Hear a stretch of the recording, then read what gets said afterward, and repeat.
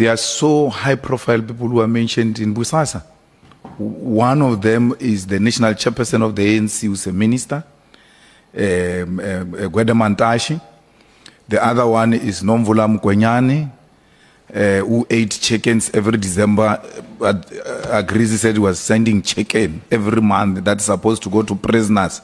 Is going to Nomvula and will such people not be people of interest? Because our inability to defeat corruption is that the high profile individuals with money don't get to be prosecuted. And these things came out public, we were all there and all of that.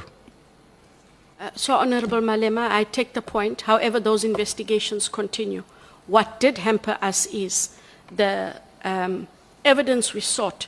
We had to get, the only other person who could give us that evidence was Angelo Agrizzi, who was also an accused. Angelo Agrizzi has, in the past month, now deposed to Section 204 affidavits on various individual matters that we did not have previously. We must now move with those matters. And they are among the matters I'll tell you where I come from, Advocate. Khumalo gets arrested for labor-related matter. And then there are these people who have been eating chickens and eating food of prisoners and blessed with Austin Martins and all of that. A person is accused of irregular appointment, and that becomes a big issue when we've got this other. So when this is presented before us, it looks like there are others who are treated differently and others are treated differently. But I'm happy that you are saying we are coming close to making more arrests with the 204 we got from Agrizzi. So my question will be, I'm moving from that one. When does it become an irregular appointment? And when does it become crime?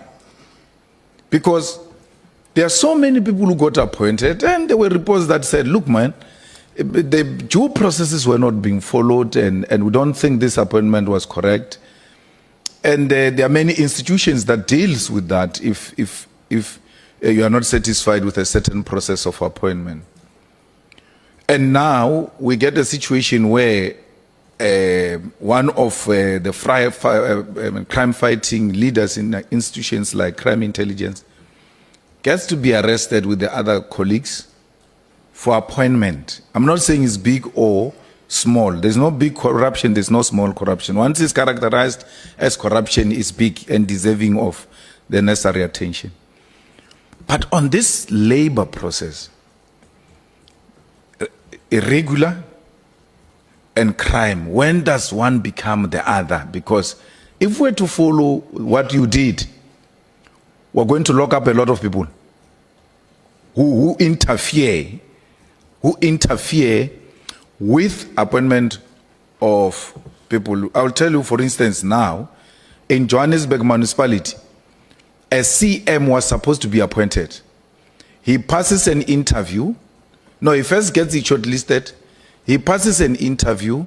He passes the test that they go through after the interview, competency, whatever test. And political leaders who are outside government go and sit down and say, no, don't appoint this person. So we are subjected to those kind of things that politicians and other people can just do as they wish, but they never get arrested. Here is an arrest on a person that made a wrong appointment and didn't follow procedure or anything of that sort. When does it become irregular? When does it become a crime?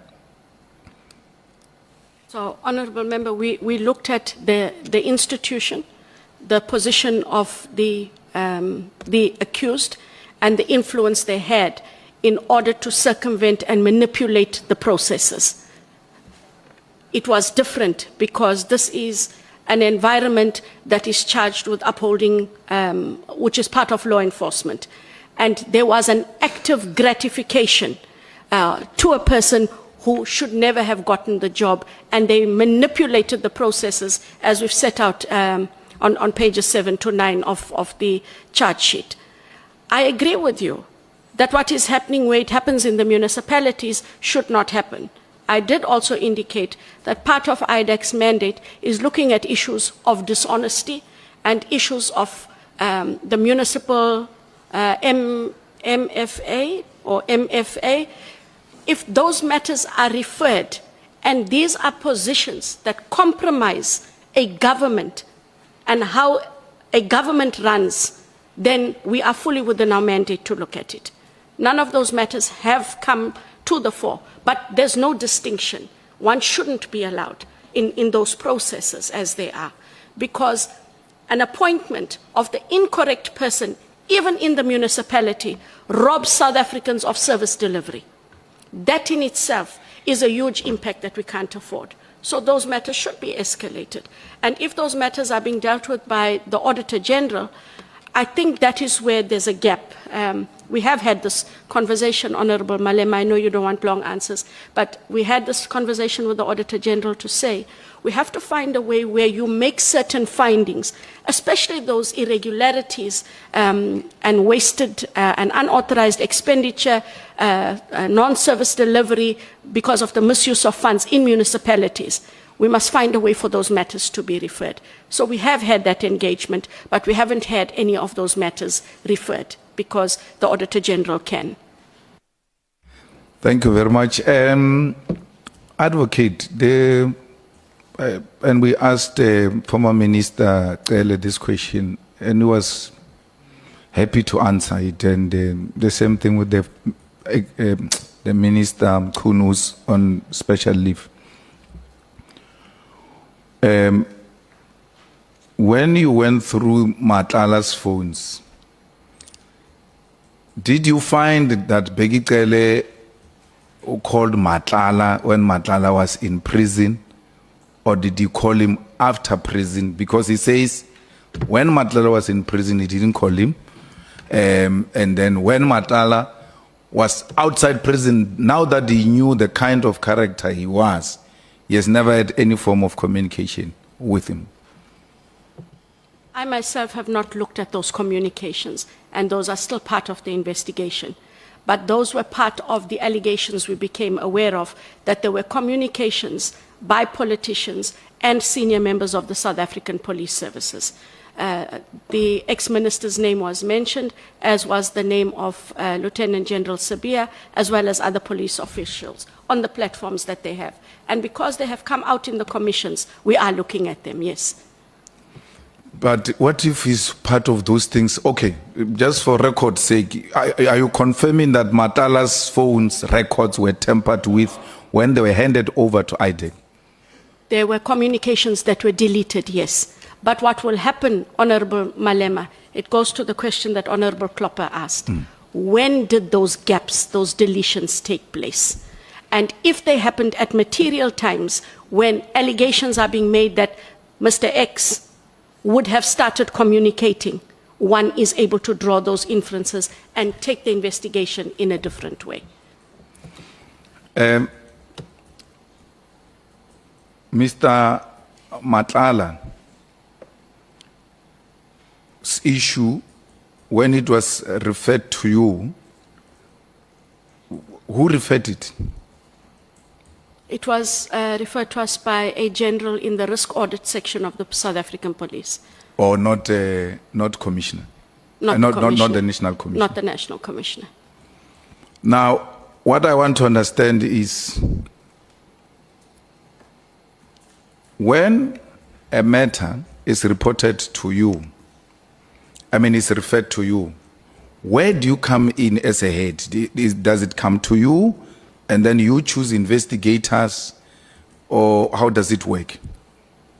So when the matters are referred, they get sent to the head of investigations, Ndate Matthew Sosoko, and he, together with the two chiefs, Chief Lusanda Boy and Chief Dylan Perumal, would assess the matter.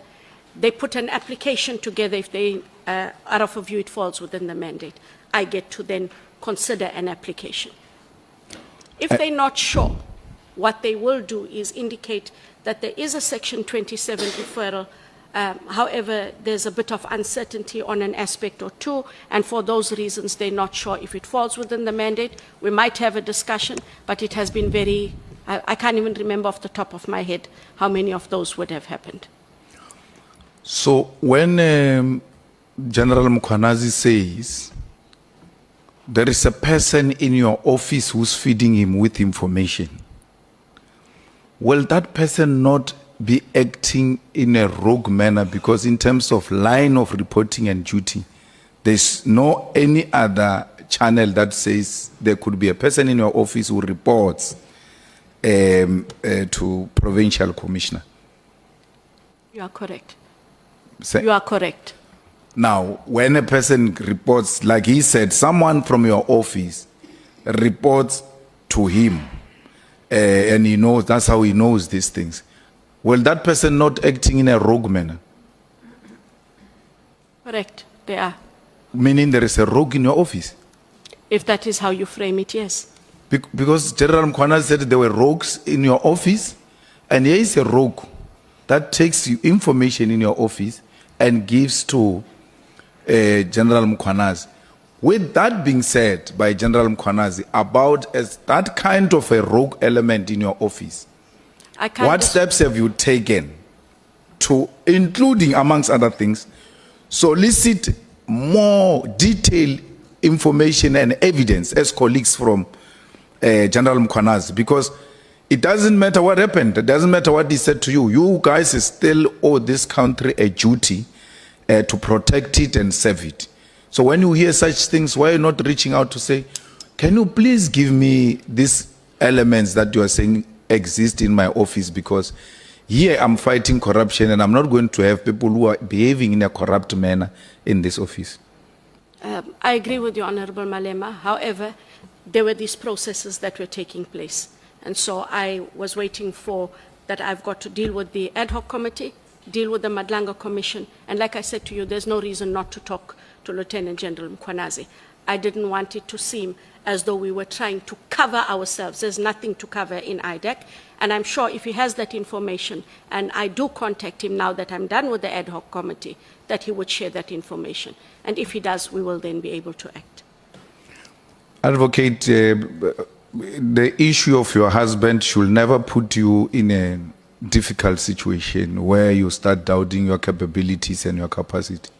Sitting here, for me, this is quality leadership coming from a black woman. You answer questions properly, you give us information, well articulate. There will be more challenges. They come inherently with being a female leader. We all have, issues that we might not have handled properly. It's part of growth. It's part of becoming more experienced and then dealing with matters differently going forward. And when you live here, this should never, I heard you saying I'm very angry, it must never be one of the issues that are going to distract you from fighting crime and fighting corruption. You came here, we shared that information with you. On a hindsight means I'm more clever now, and you should take it in that spirit and continue to fight. I thought Winnie Mandela died, but Winnie Mandela has multiplied. Thank you very much. I receive. Thank you. Home. Ya leboga Mokgalaka.